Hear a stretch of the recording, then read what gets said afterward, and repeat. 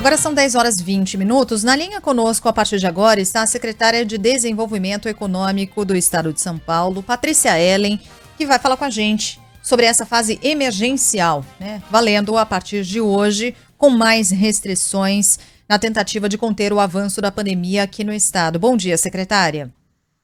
Bom dia, Sheila, bom dia, Gabriela, e bom dia a todos que estão acompanhando a Band News nesta manhã.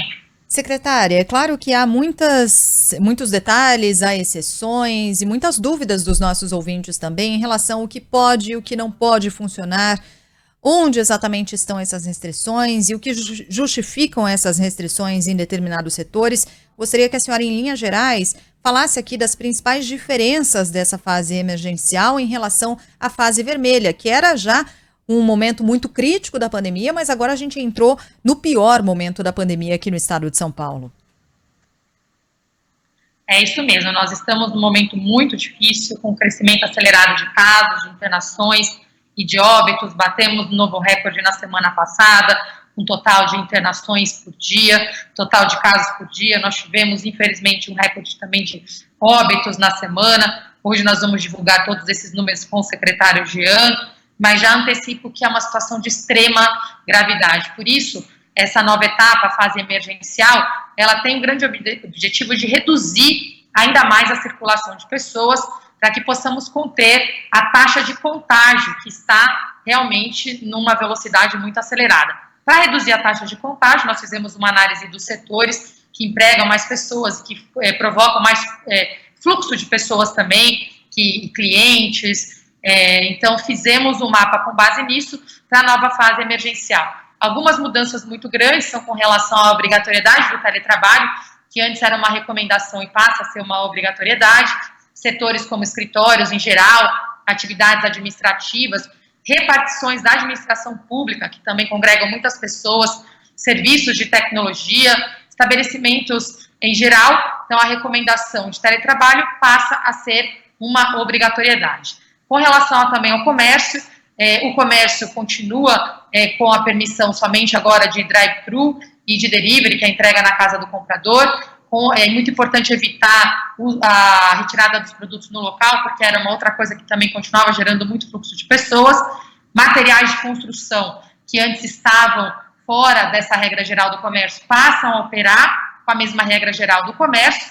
E também estamos trabalhando agora com escalonamento de setores para evitar a aglomeração nos horários de pico do transporte coletivo. Estamos atuando agora com associações de supermercados e com uma série de outras associações para evitar essas aglomerações com base em escalonamento. Para finalizar, atividades religiosas e eventos coletivos de esportes ficam proibidos e educação haverá um recesso de 2 semanas na rede estadual e municipal, com uma recomendação também que a rede privada siga a mesma linha, para que possamos evitar a circulação de pessoas.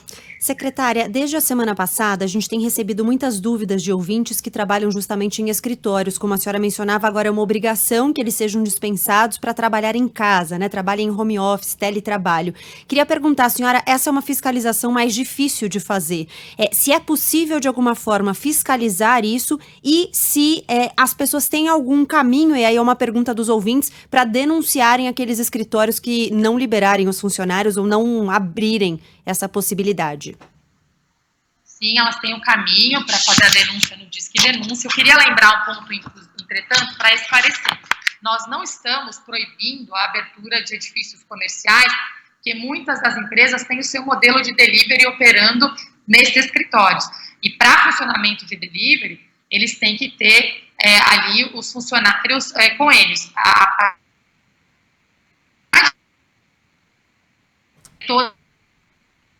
A gente está com problema na comunicação. Vamos ver se a gente consegue restabelecer a comunicação com a secretária Patrícia Ellen, secretária de Desenvolvimento Econômico do Estado de São Paulo, falando sobre essas restrições. Retomado o contato? Vamos lá, secretária, por gentileza. Estou aqui, vocês estão me ouvindo? Agora sim. Por favor, pode prosseguir, por gentileza. Hoje nós tivemos um problema grave aqui de conexão aqui no Palácio, a gente está resolvendo.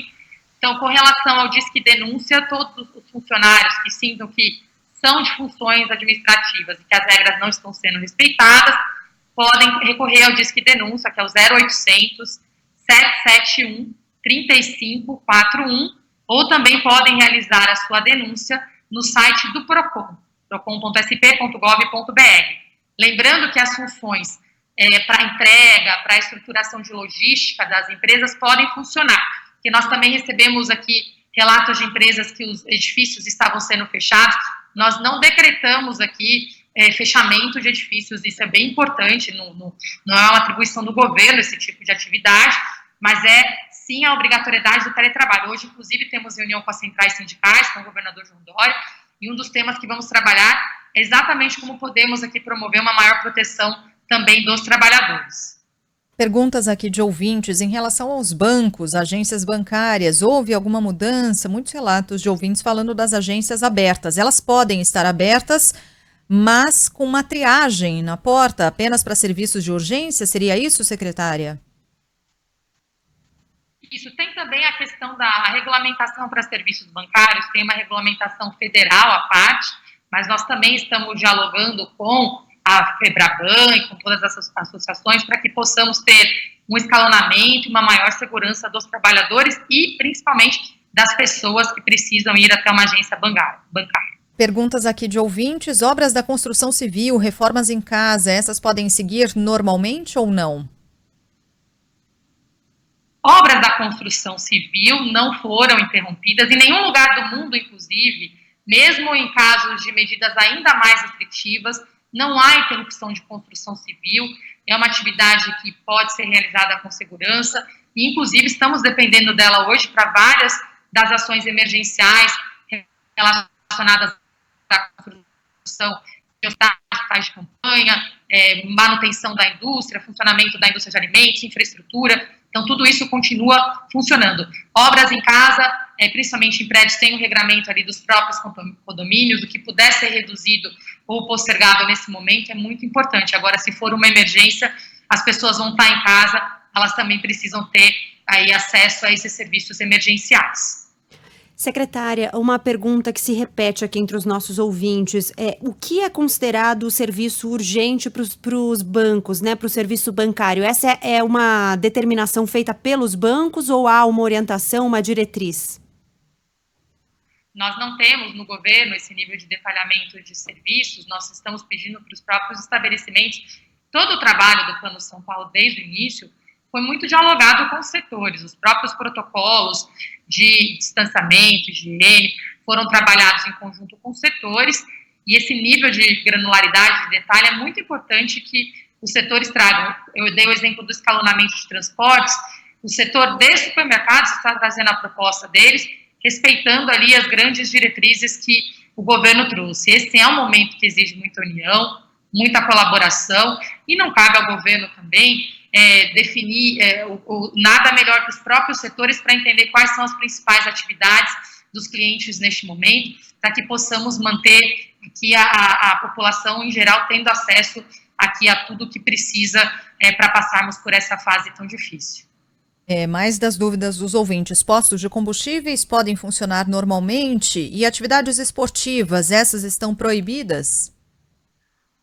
Postos de combustíveis podem funcionar normalmente, inclusive à noite, quando temos urgências, emergências, precisamos garantir que todos tenham acesso a um posto de gasolina se precisarem. Realmente temos aqui que tomar cuidado e sempre atender, sim, a redução de circulação, mas garantir o acesso à população, a ambulâncias que precisem abastecer na madrugada, precisam ter acesso a esse serviço também. Qual foi a outra pergunta? Atividade esportiva, essa não pode, né? Ele tinha mencionado, eventos coletivos e atividades esportivas coletivas não podem funcionar, agora atividades individuais, caminhadas, que as pessoas também precisam se exercitar nesse momento, elas podem realizar suas caminhadas e atividades individuais. Secretária, queria... bom, são várias as mensagens que chegam aqui, é difícil, né, a gente fazer perguntas de casos muito específicos e ficar entrando em minúcias aqui. Mas vou fazer uma pergunta de uma maneira geral, que é a seguinte: ainda que a gente tenha diretrizes, né, do governo do estado e haja determinações do que é essencial, do que não é essencial, vai também um pouco da sensibilidade ou da noção mesmo dos serviços, o que é de fato essencial e o que não é? Pergunto isso porque chegam perguntas, vou dar um exemplo aqui que me parece bastante significativo, de um escritório que faz serviços de tecnologia, presta serviços de tecnologia, e eles são terceirizados por hospitais. Portanto, nesse momento, eles consideram que o trabalho deles é essencial para manter os hospitais atendendo, ainda que eles não sejam da área da saúde, sejam da área de tecnologia. Como é que a gente encontra aí esse lugar de um entendimento individual, uma sensibilidade do que significa aquele trabalho, mas com respeito às diretrizes do Estado? Tem que ter essa sensibilidade, sem dúvida nenhuma. A atividade de tecnologia, eu vim dessa área, então eu posso falar aqui com propriedade. Quando você precisa fazer a manutenção, a gestão de um servidor, você precisa estar ali no local. Então, obviamente, essas pessoas podem ir até o escritório onde fica seu servidor para operar, fazer a manutenção. Mas, ao mesmo tempo, a atividade de tecnologia é uma das atividades que tem sido tudo que pode ser feito para programação, para gestão à distância. A recomendação é que também se aplique o teletrabalho, como já se faz nesse setor também. Uma outra pergunta que deriva dessa é sobre as centrais de atendimento de call center.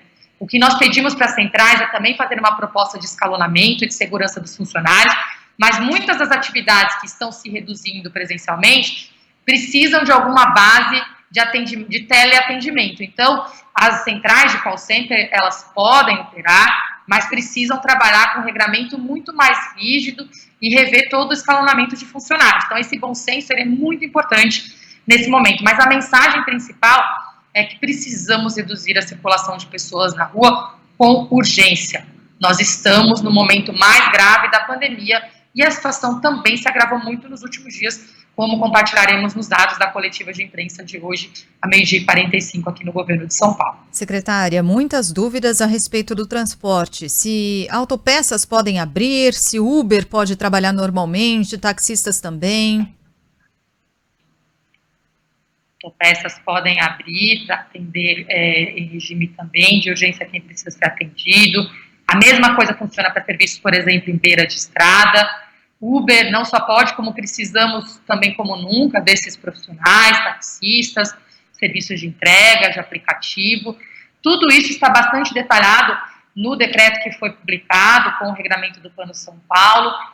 Nós também colocamos na página do Plano São Paulo os detalhes, um vídeo instrucional com o que pode ser realizado e o que não pode. Estamos fazendo o possível e o impossível para prestar aqui informações para a população, mas precisamos também desse esforço coletivo, é um momento que requer muita união e com as dúvidas eu também recomendo que vocês acessem o site do governo, onde temos todas as informações. Se digitar Plano SP no Google, já vai direto para a aba onde nós temos essas informações detalhadas, inclusive fizemos o vídeo, mas para quem não tem o site do governo é saopaulo.sp.gov.br/plano-sp/. E aí já entra em todo o detalhamento de protocolos, do que pode funcionar, do que não pode, e dicas para toda a população. Rapidinho, secretária, não tem muito jeito, né? Apesar de a gente indicar para as pessoas irem lá, buscarem essas informações, mas o quanto a gente conseguir responder aqui no ar as dúvidas das pessoas, a gente costuma reunir aquelas que são as mais frequentes, não é? Em relação a cartórios, sobre o funcionamento de cartórios, e também muita pergunta a respeito do rodízio, se não seria, é claro que é uma questão municipal essa, mas se há algum estudo por parte do governo, uma conversa do governo com a prefeitura, se não seria vantajoso acabar com o rodízio de veículos para tentar tirar as pessoas do transporte público.